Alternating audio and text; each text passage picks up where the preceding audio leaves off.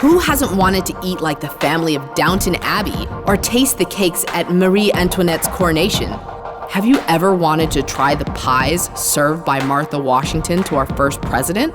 What's really the history and the story behind it all?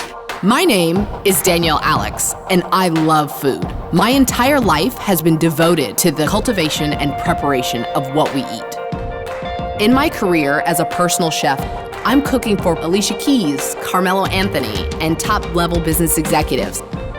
My passion, however, is exploring the roots of contemporary cuisine. I love a challenge. How do I get inspired?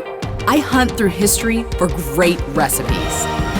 And when I find one, I get together with my friends and recreate the dish. So I was looking at these old recipes and thought, why don't I make something new by going old?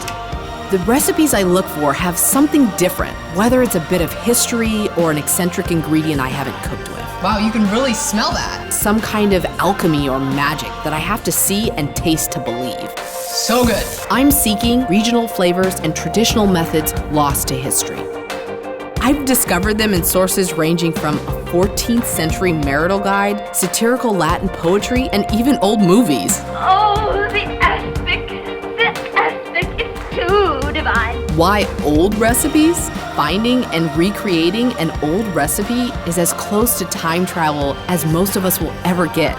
It tells you you're at another time and place. When I was little, I spent a lot of time with my grandmother, and she owned her own antique shop. Maybe my grandmother's antique shop and her collection of vintage cookbooks inspire my quest to find out the stories behind old things and what makes them special.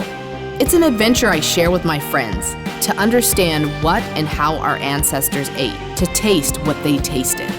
I think I've died and gone to Christini heaven. On my journey to eat the foods of the past, I've become an interpreter of ancient recipes and learned that each one is a scavenger hunt to a great dish. So much of the recipes were left unstated or lost in translation. I've got to decode the language and source obscure ingredients. Mythology sprung up around them. They were thought to come from the Garden of Eden. Read between the lines and interpret the execution if I'm going to uncover their secrets. We all know if you want to cook a meal right, you follow the recipe. I take these old recipes and bring them back to life. I'm the History Chef. This is gonna be good.